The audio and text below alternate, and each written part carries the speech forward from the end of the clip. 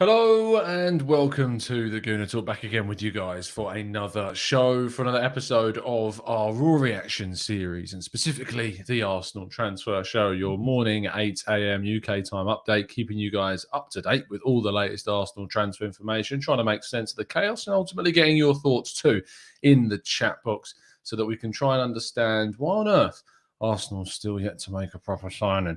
Anyway, we move on to the serious stuff, of course. But before we do, please make sure you're dropping a like on the video and subscribing to the channel if you are new around here, with those notifications turned on so you never miss a show. You can also help support the channel by joining up as a member, getting exclusive access to plenty of extra stuff, including joining our Discord server as well, which is popping off every single day. I mean, if you think that the 8 a.m. shows keep you up to date with transfer news, our transfer channel in the Discord, those boys never stop. Never stop. Just constantly talking about transfers. So if that's your thing, then contemplate joining our Discord server. And you can also help support us, of course, by helping us out in the Football Content Awards. I was speaking to the guys over who actually run the thing yesterday because they messaged me about it actually happening. I was like, no, don't you worry. We're already covering it. We're already putting ourselves forwards. And thank you to everyone that so far has put us forward. The vote does close on the 8th of August. So you still got ages left to vote. If you voted already, vote again. I mean, it can't hurt to just, keep dropping a tweet in, keep tagging over on other areas. If you've got a Twitter, you can vote through there. If you've got an Instagram, you can vote through there. If you've got an internet, you can vote on the website. So go give us a vote. All the information, of course, is in the link in the description. Just make sure you tweet, I am voting for @the Gooner Talk TV in @the_FCAs for #BestClubCreator. So make sure you do that if you haven't already. Good morning to everybody in the chat box. I hope you're doing well. I hope you're fine. Okay, there is a quick thing I need to address. Some of you may have seen that yesterday that we put out a show on Lautaro Martinez and specifically a tactical breakdown on him. I have privatized that video, just being open and honest about the situation. Not because anything was bad in the video. There was a couple of mistakes. Like there was a stat that was wrong in a certain position. And in my view, I'm not going to put up a bit of content if I'm not 100% happy with it. Thank you to those of you that did tweet me and message me saying that there was a couple of issues with the stats. When you're making a show every single day, I think I could be afforded one or two errors, but I'm not happy putting up a bit of content that's got a couple of errors in it. So I've taken it down. If the links persist, what I'm going to do is we'll probably revisit that with like a big main interview on Lautaro Martinez, rather than just re-uploading the same video. So apologies for that. Yeah, it's important that I was open and honest about there being a couple of mistakes in there. And I wanted to make sure that it was taken down because I'd rather not have content on the channel that's got errors in, if that makes sense. Anyway, let's move on to kind of some of the main news of the day. And specifically, we start with a big story, in my view. I think this is a massive story. Bukayo Saka was, of course, racially abused by a lot of people, unfortunately, as was Jadon Sancho and Marcus Rashford after England's elimination in the Euro 2020 final. And you may have seen a story that emerged from Portsmouth's Youth Academy, where 3 players in there were found to have been messaging on a private group chat and saying some very racially aggravated things and some racist words, unfortunately. I've seen them. They're not nice. I'm not going to show them here for obvious reasons, but Portsmouth have put out a statement in which they've said that Portsmouth Football Club confirmed that the investigation and subsequent disciplinary process into the discriminatory messages that originated from an academy under 18's private group chat has now concluded. We can confirm that a decision has been made today on July 28th to release 3 players from the academy. These players do have the right to appeal the club's decision. So a good news that action was taken. I hope that the players are given some sort of education process as well, instead of just, I don't think there's no benefit to just releasing them. It's the right decision, but alone, they need to be educated at the same time. So I'm hoping that they do get offered that opportunity to educate. But unfortunately, it's probably cost them a career in the game, maybe. So, but it is definitely the right, 100% the right decision. And as I said before, fingers crossed they can learn the errors of their ways. Let's move on to kind of some of the main Arsenal-related stories on the pitch. And specifically, Sambi Lokonga once again having an excellent performance regards to their pre-season friendly against Watford yesterday, in which they won 4-1. Amazing performance once again, and some really good performances in general from the Arsenal team. There wasn't really a poor performance amongst them. I had a few reservations about Nuno Tavares and his kind of attacking. He's very, very kind of progressive and proactive and really committed to attacking. But he did lose the ball a few times, and he did obviously give the ball away and lost in possession in some bad areas, as did Pablo Maria in the first couple of minutes too.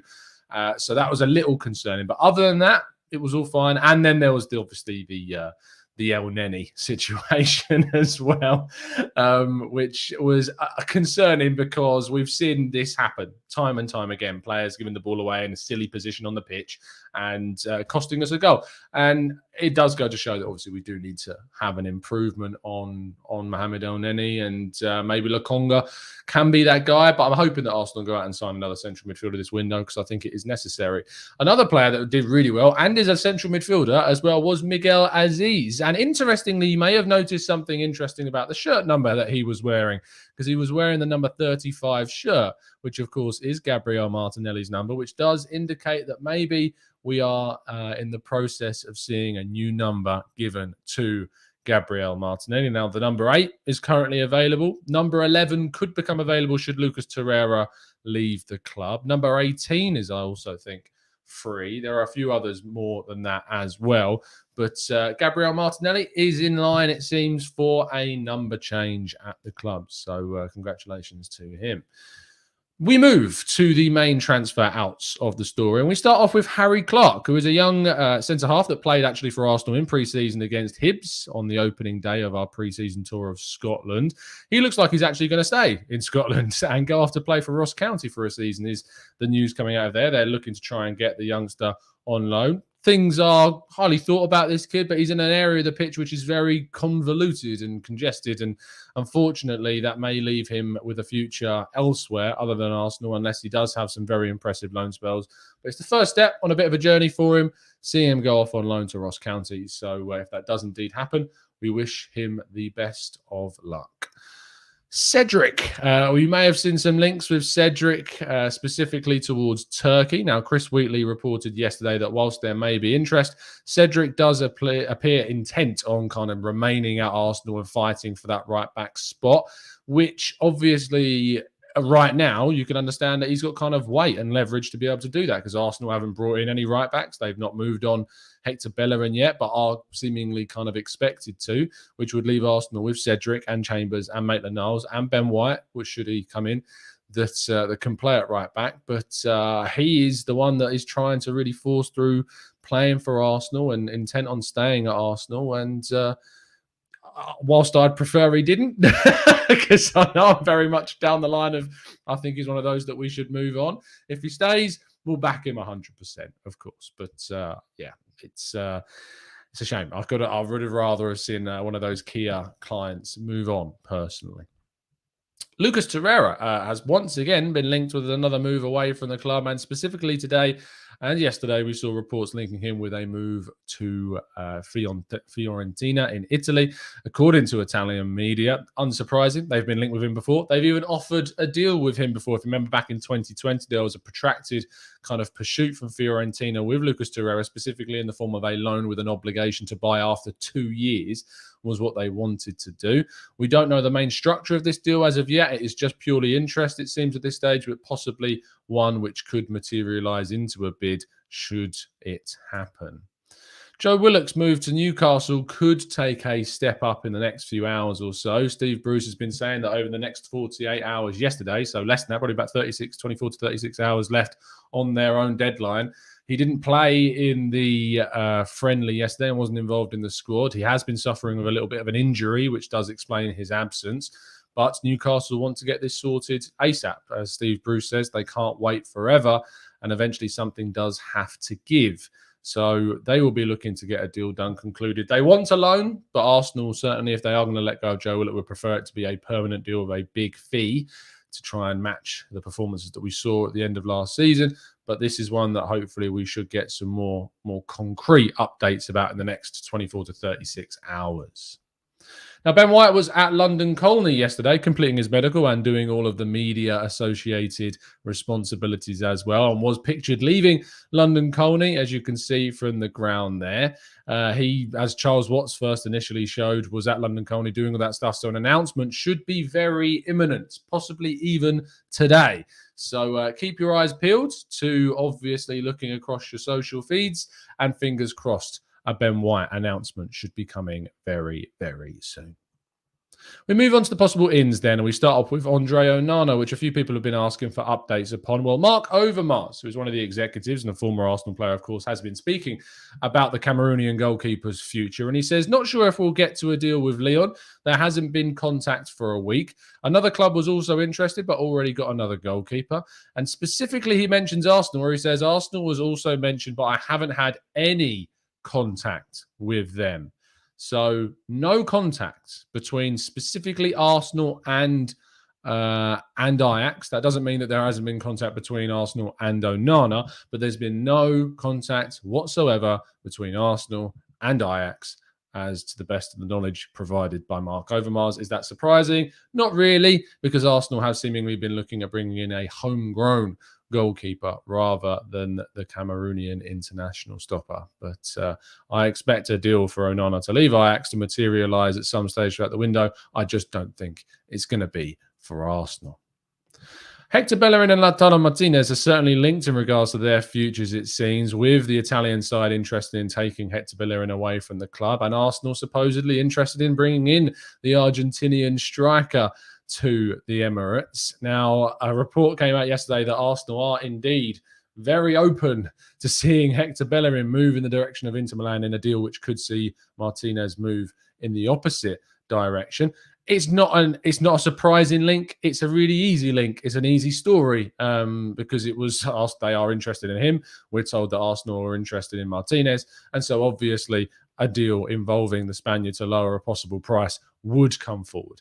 Would this happen? I am still very, very skeptical about the reality of Arsenal getting in Lautaro Martinez, but we will find out in the next few weeks or so if it indeed could happen. But the feeling is that it would be a big, big shock. But only one of these two is expected to really move, and that is our player rather than Martinez.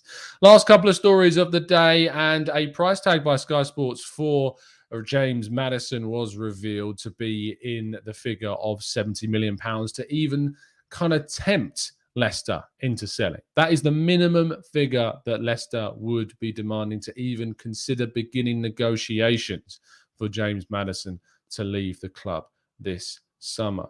Would you pay £70 million for James Maddison if it would affect kind of what else you could do in the window in other positions? I suppose it's not our money. I'd say this all the time. If you can get James Maddison, great, go do it.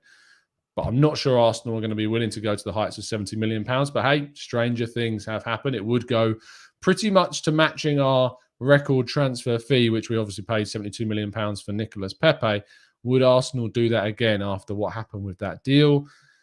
Oh, it would be a big, big stretch, especially when Martin Odegaard is available for much less. In fact, Chris Wheatley of Football London speculated on Instagram yesterday that he feels that he would be available for a figure at the halfway mark of the James Maddison fee at £35 million is what he feels that a deal could be done at.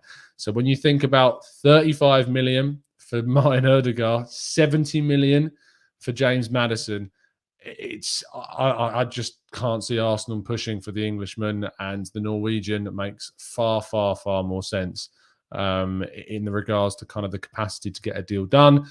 I'd love to see Martin Odegaard back at Arsenal. I think he's a great player. His passing is exactly what we need. I think we saw a sample of what he's capable of in the last 6 months of last season, and that sample was very good still. And I think that he can give us a hell of a lot more and has shown to be a hell of a lot of a better player than he was during that 6 months, which, as I say, was still very good. And I just think it is genuinely a much, much better deal for Arsenal to do. It opens up the possibility, of course, of also spending that 35 million on other areas of the pitch if they were ever willing to spend that amount of money in the first place. But I just genuinely think that it would. And I mean, Adam in the chat says weakening Leicester. James Maddison is not what I would say integral to Leicester. They were without James Maddison for large parts of last season because they didn't have they didn't have him because of injury. When you've got the attacking potential in that team, that's kind of changing around how they use their midfield with Ndidi, Samara, and Tielemans as kind of a midfield three. And then you've got Harvey Barnes, you've got Patson Daka, you've got Jamie Vardy, Iheanacho, Jose Perez. You've got these guys in the forward line. I'll be surprised that they didn't bring in a forward player. So whilst, yeah, sure, it takes a player away from them, but I don't think it would necessarily weaken them because they then get 70 million quid which they could invest in someone else. You never know. They could go and get Mateus Pereira from West Brom and he end up being even better. So I don't think it necessarily weakens Leicester in any stretch of the imagination as much as maybe people think it might. So I think Odegaard is the better option, personally, for all of the financial side of it, the output side of it, and what we've already seen with him already transitioned to Arsenal, having already played for us as well. And he's shown that he can do it in the Premier League too. And I mean, if we did a tactical breakdown on James Maddison, and Odegaard's passing statistics are just unbelievably good. So check it out if you haven't already. But that does conclude all of today's transfer news. So if you do indeed have any questions for the second half of today's show, please make sure you do throw them into the chat box. And of course, drop a like on the video and subscribe to the channel if you're new around here so you keep up to date with all the latest transfer info. And if you'd like to help support the channel, you can see the info scrolling across the bottom of your screen to see how you can indeed vote for us in the Football Content Awards. More information is in the description. No Sleep says, watch Leicester spend that 70 million on Odegaard. Yeah, you could just see it happening, can't you? Grief Haddon says, how genuine is the Bruno Guimaraes link? You may have seen a tweet yesterday from an unverified account claiming that Arsenal are in for Bruno Guimaraes. Let's break this down. Could Arsenal sign him? Is it a position that we are interested in? Would Leon sell? Are the three questions that formulate a possible link to that club.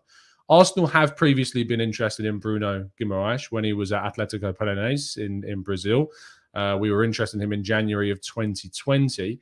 That deal didn't happen. He joined Lyon and has done very, very well since. Arsenal are interested in a central midfielder. Lyon are a club massively affected by the media pro situation and the pandemic.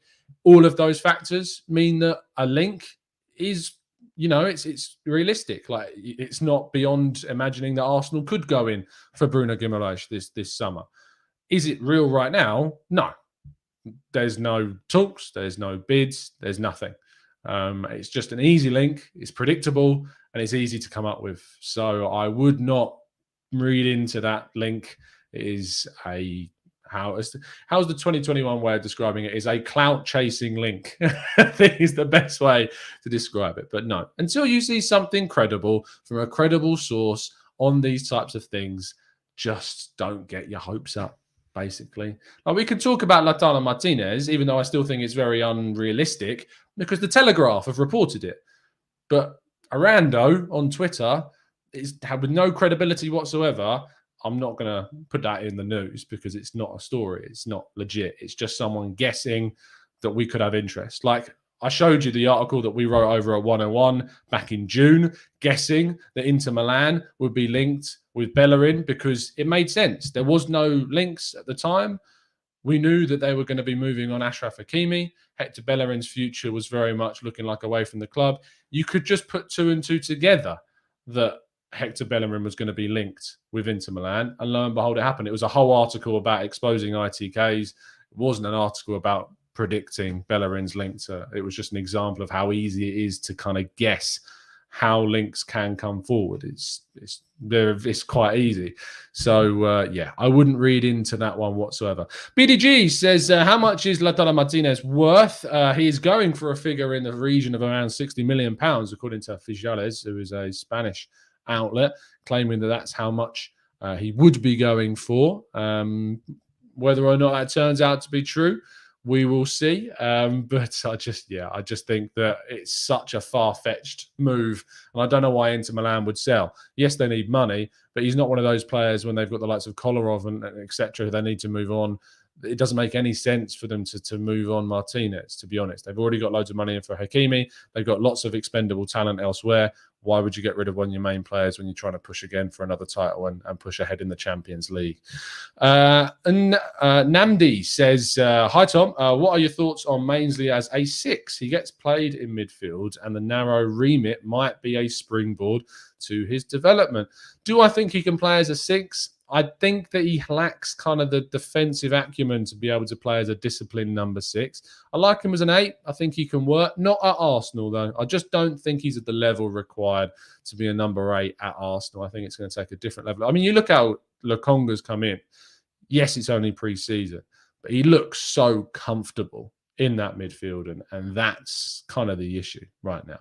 Jashar says, Tom, 70 million for Maddison. Now, surely Basuma, Torreira and Johnston West Brom would be a better bit of business. I mean, in regards to using 70 million on those 3 players, if you said you can have Maddison for 70 million or you can have Basuma, Matheus Pereira and Sam Johnston for 70 million, it's an obvious choice to choose the 3 players. It improves the team in a much greater sense. We've already got a great number 10. I do think we need to sign one, but we've already got Emile Smith-Rowe. We don't have a number 6 of Premier League quality already. We don't have a backup keeper. And adding a very good goal-scoring attacking midfielder in Pereira improves us way more than James Maddison does on his own. So, yeah, 100% Jashar, you're spot on. What do you think of Kunda going to Chelsea, says Football Star? I think it's a very good signing. Kunda's a great player. He's not the tallest defender in the world. He doesn't necessarily need it. His technical ability on the ball is great. His reading the game is very good. He's quick. He's mobile. Good passer. Good tackler. Yeah, I think it's a good move, and it annoys me that Chelsea are doing it. So that tells you that it's a good move if it annoys an Arsenal fan. Assassin General says, Tom, I am now concerned that our transfer business is concluded with Ben White. There is no links whatsoever to a centre mid, only about Odegaard, which I'm not entertaining. What are your thoughts on this? I don't think that our transfer deals are concluded with Ben White in the slightest, and I would predict at least 3 more players will join the club before the end of the transfer window. That's my prediction. It's not me saying it's going to happen, but if I was a betting man, I'd say I'd predict 3 more players will join Arsenal before the end of the window. Let's see. We'll say at least 3. Let's see how right I am. Samia says, if Sabitzer is available, we should do everything to bring him in. He does seem a very decent option considering his price that he is being told he's available for. Trilby says, why aren't we going for Matheus Pereira? Would save us an awful amount of money, and he had an even better season than Maddison with a relegated side. 11 goals, really good. Can play in multiple positions as well, wide, centrally. I am surprised there aren't greater links with him because he is an interesting talent, that's for sure.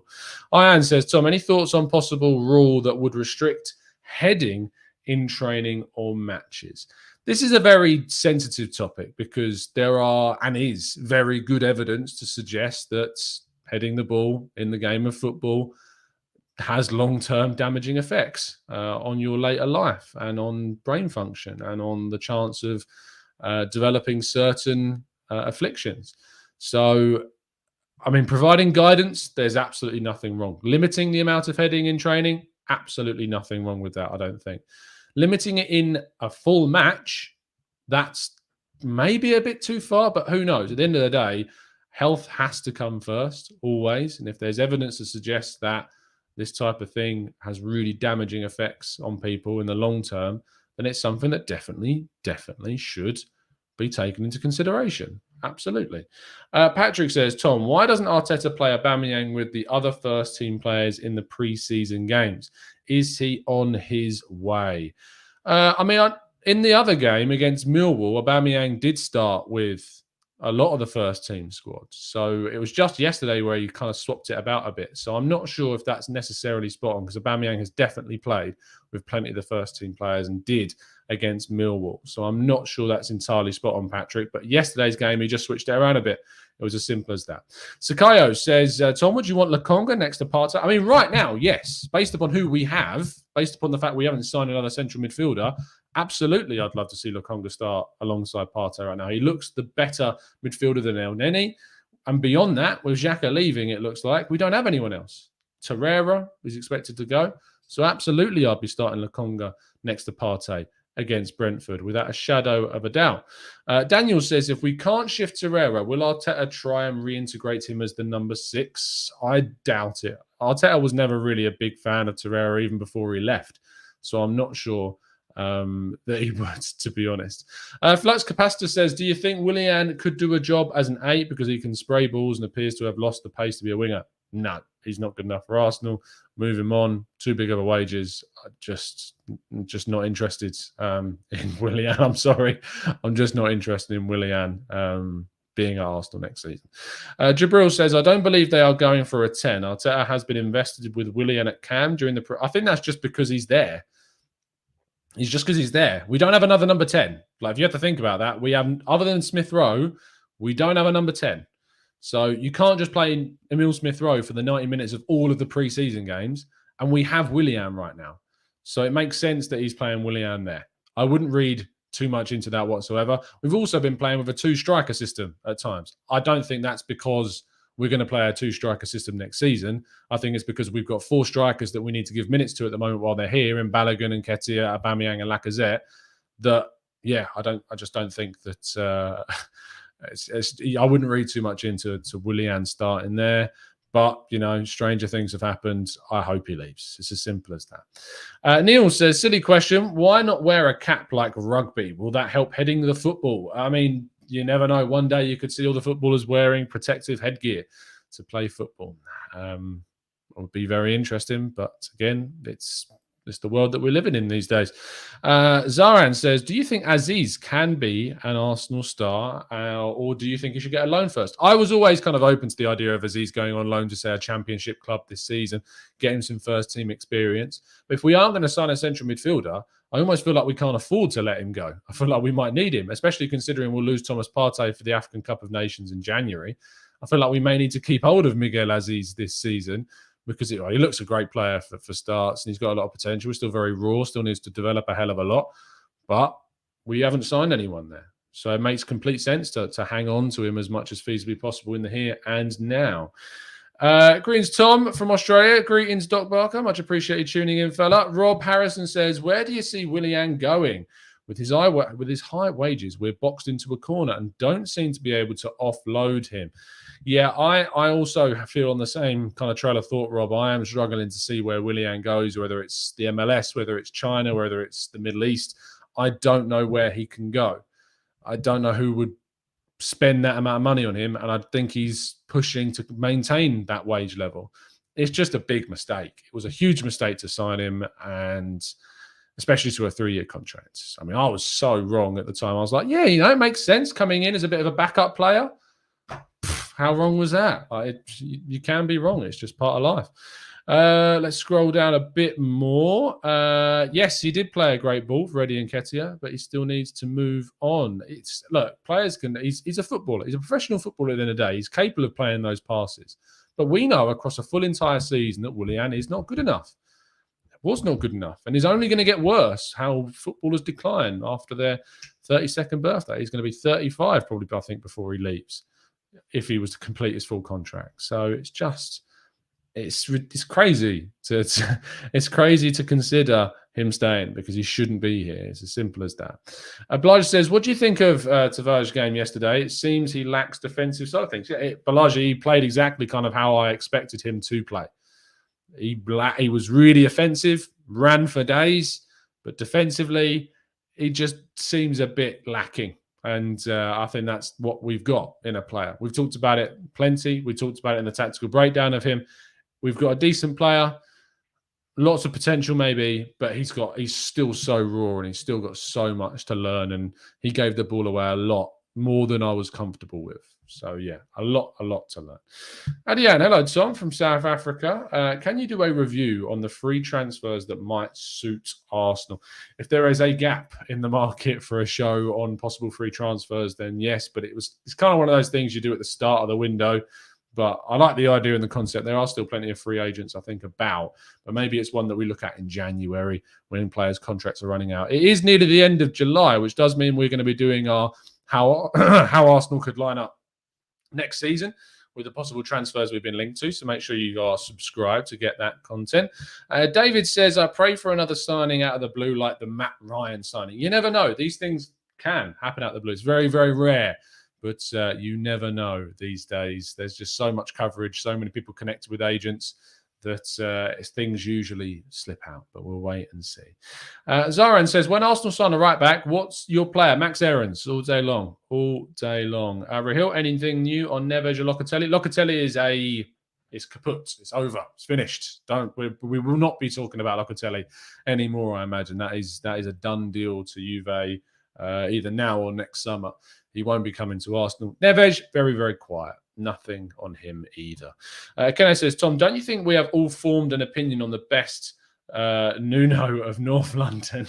Yes. Despite my reservations about Tavares, think that he's still a much, much better addition to a North London team than, say, those lot over on that side of North London for sure. Sakayo says, I want Odegaard, mate. Much better value for money. Better passer, already transitioned into the team, more potential, younger. I think that there is a lot of scope around Odegaard, and his price is just far too good at 35 mil, according to Chris Wheatley, is what he believes he could be done for. Then it's just, that's my choice based upon all the factors associated with the deal. Uncle KB says, we were all fooled. Willian came to destroy us like Gallas, Czech and Louise. If we get Tammy, the curse will continue. Remember Silvestre, this team, man, just is the worst. I don't tarnish all Chelsea players with the same brush. I would treat Tammy Abraham very separately if Arsenal ever did that deal. But, sometimes maybe you do need to learn from your mistakes. I just think it's more the age profile of those players like Willian, Louise, and Petr Cech. It's just that age profile. Sign younger, sign potential. Stop signing players that are just going to decline while they're at the club. It makes very little logistical and long-term thinking lacking of sense. That's where I'd look at it. Neil says, Lautaro Martinez, Maddison are linked to Arsenal and they are in the list of targets which are unrealistic. Fans want realistic players like Sabitzer, Torreira and Yves Bissouma or Neves. I think that those are links there because there is genuine interest from Arsenal in Maddison and Martinez. But as you say there, the realism around those types of signings is quite far-fetched. Arsenal are more likely to go for a cheaper option. Bissouma, the thing about Bissouma is he's clearly interesting Arsenal, but he's just not high up on their list, which, again, staggers me because I think he would be a very, very good signing. Maybe they know something that we don't. Who knows? Who knows? I wouldn't say that Maddison is injury-prone, but, he has suffered with a couple of injuries. I think that word injury-prone gets thrown around far, far, far too easily these days. People were describing Tariq Lamptey as injury-prone. He's a teenager. He's had one big injury. He ain't injury-prone. That's not how it works. It's crazy how easily that injury-prone terminology gets thrown around. So it's one that we certainly need to be a little bit more careful about how we use for sure. Let's chill and finish the show off there. I will be back a little bit later on today talking to Lee Judges from Lee Judges TV and AFTV, of course. It's been a while since me and Lee have had a catch-up, so I'll be chatting to him about 8:30 p.m. UK time tonight, so make sure you tune in for that. I may do our end of month, kind of where we see Arsenal's lineup next season, very, very soon. We'll wait and see. But other than that, it's been an absolute pleasure to speak to you guys, as always. Please make sure you drop a like on the video and subscribe to the channel if you're new around here and turn those notifications on so you never miss a show. You can support the channel by helping us out in the Football Content Awards by following the instructions that are rolling across the bottom of your screen now, right there. And you can find more information about that in the links in the description. And if you'd like to help support the channel even further, you could become a member, join our Discord server, and join the chaos that doesn't stop the 24/7 chatter about Arsenal in that amazing community that we've built here. So thank you so much, guys. I'll see you a little bit later on today. And other than that, it's been a pleasure to speak to you as always. And as always, up the Arsenal.